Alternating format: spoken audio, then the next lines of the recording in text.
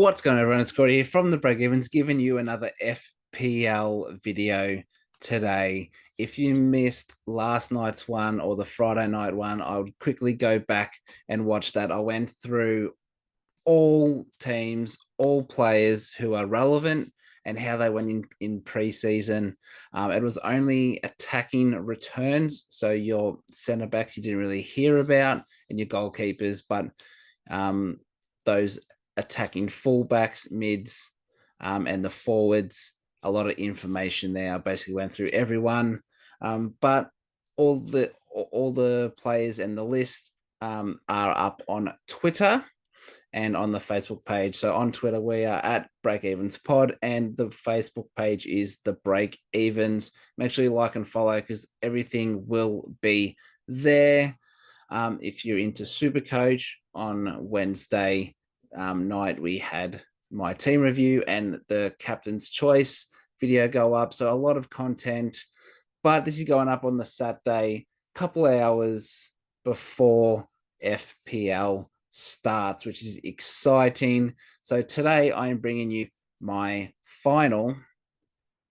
mostly final game week 1 team to start off season 24-25 in FPL. Super excited. So let's get straight into it. Straight into things here. As you can see, I have 0.5 in the budget. This is something that I could use if there's any changes to the side just before lockout. If there's, a laid out, someone's injured, need to change. I've got 0.5 there just in case. But let's go through the goalkeepers first. So from Crystal Palace, I have Dean Henderson, 4.5, looks to be the number one goalkeeper. I've said a couple times it's between him or Johnston. Whoever's the nailed on goalkeeper, I'm going to select. 4.5, there he is. The only change I would make here is if I really wanted to, I could use that 0.5 to go up to a Jordan Pickford. But at the moment, I'm happy with Henderson. Palace, pretty good defensively. If Mark Gehi does go, I still think they are pretty solid defensively. So there should be some chance for clean sheet points, but definitely save points. And I have Iverson here from Leicester, 4 mil, low owned. So he won't go down in price because not a whole bunch of people have him. If you don't know how prices work, when a whole bunch of managers bring someone in, their price goes up. But when a whole bunch of managers sell a player, their price goes down. No one's got Iverson. So he's going to stay at 4 mil. So I'm not going to lose money. That's just the thought process there. As we move to the defense, I'm going to go in price order, even though it's not on the screen, which is frustrating. I've tried to change it. It won't budge. Gavardiol at 6 mil for City. Good news coming out is that Walker looks like he's set to go, which means Gavardiol won't have to play a centre back. He can be that attacking, pushing up fullback, which is what we've seen towards the end of last season and a little bit in preseason as well. Gets up that left side. He's a threat on corners, set pieces, and easy fixtures. I think he could do well against Chelsea. And that's their tough matchup, even though Chelsea are doing poorly defensively. So Gavardiol is in, and I don't see him moving. Next, we will talk about Mikalenko from Everton. Good fixtures, good rotation player. Again, attacking fullback is nailed on 4 minutes. So if he's fit, he's going to play 90 most games. really like that pick. Lewis Hall is someone who's come in, is basically starting at that left back spot. I did have Livramento, but it looks like Trippier's staying put at the moment, and it's all a bit up in the air. So Lewis Hall is there. I wanted someone in that Newcastle defense. Dan Burn, great player, not as attacking as Hall and Livramento. So I've gone 4.5. They're the same price, but I've just gone the more nailed on attacking player there. And the big one is Quansah from Liverpool. I've had Anderson. I've had Konza. Who else have I had? I had Ben Mee at one stage, but I've gone Quansah. Mainly because Kanate is injured, so it looks like he's going to start, and Liverpool have the easiest fixtures to start the season. So basically, hop on the Quansah train. Great fixtures.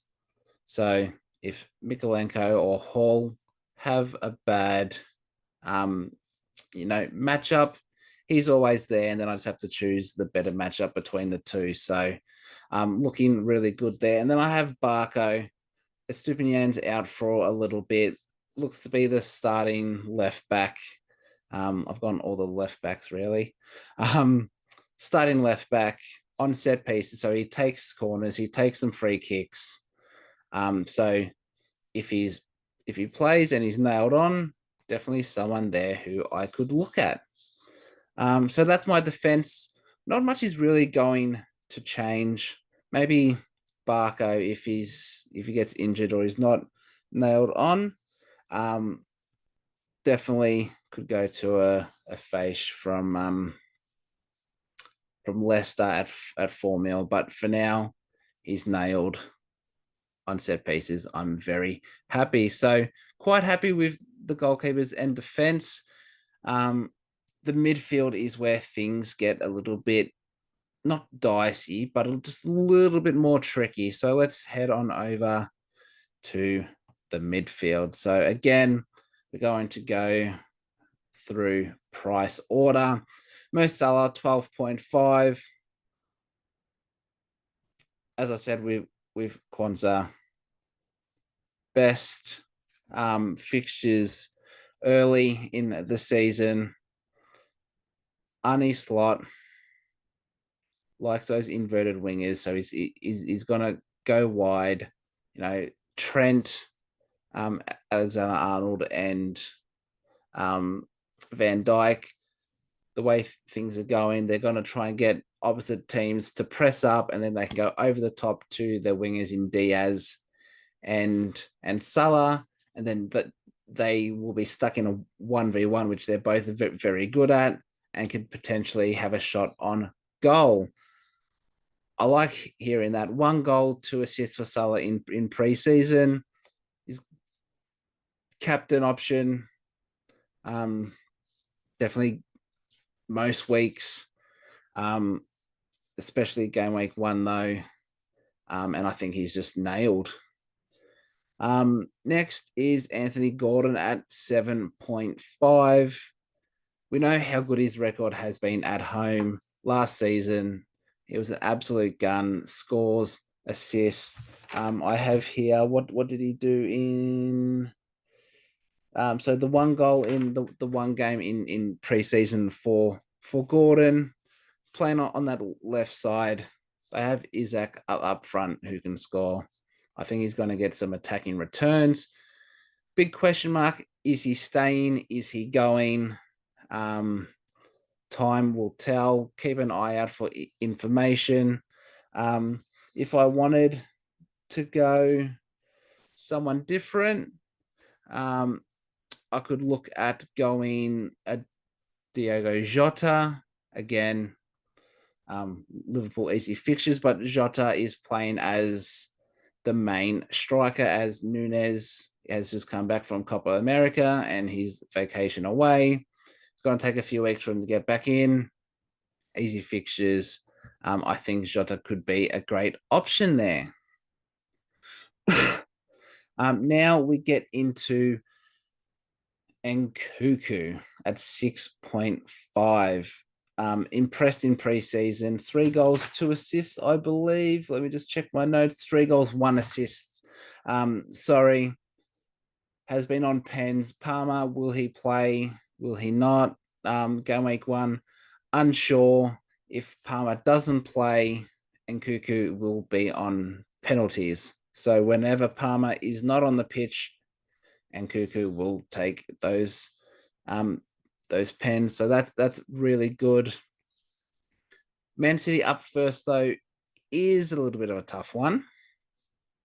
You can, well, sorry, I could risk it. Do I go a 3-4-3 to start off, or do I go a 4-3-3? Something I'm going to have to think about. If I didn't want to go with Nkuku, I have 5 other options here. So Leon Bailey is one for Villa, who I think could start off the season really hot at the same price. Morgan Gibbs-White, again, couple good fixtures. Expect him to be on everything. He's on free kicks. He's on pens. Kulusevski had a great preseason. Let me have a look here. 3 goals, 3 assists. Are his minutes nailed on that right side? Unsure, but could be a good differential, especially 2 good fixtures up first for the Spurs. Mohamed Kudus is someone who I really like for West Ham. Can play in the middle, can play on the right, potentially up forward.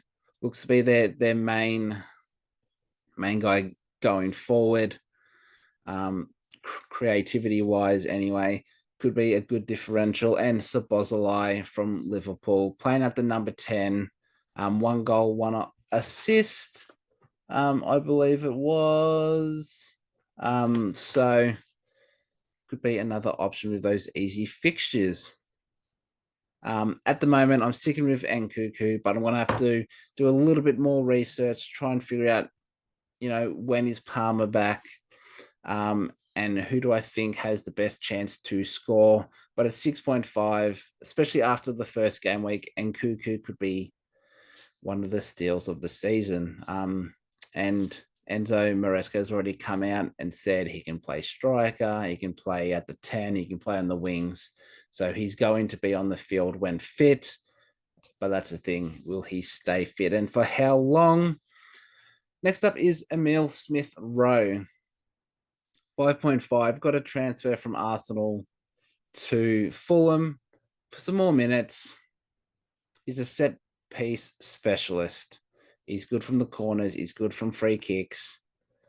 I don't know if he'll take pens. I don't know if he'll even take the corners or the free kicks. It's between him or Andreas. But he did bag 3 goals in 2 games. Did Smith-Rowe in pre-season. Has the hot hand. I think he's the one to go at the moment between those 2. But I am eyeing off Jacob Murphy from Newcastle, who, if I look here, had 4 goals and 3 assists in pre-season. He's been in everything. He scored every game, assisting. He's looking really good. But I do have a problem there because I do have currently Hall and I do have Gordon. But I also have Isaac. Small spoiler, I do have Isaac up front. You can only have 3 people from a team at one time. So I'd probably have to get rid of Gordon there.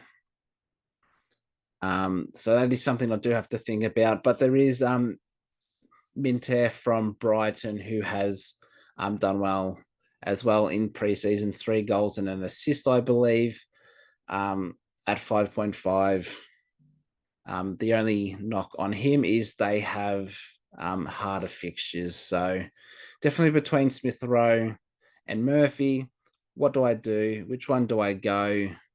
And that's where I'm going to go there.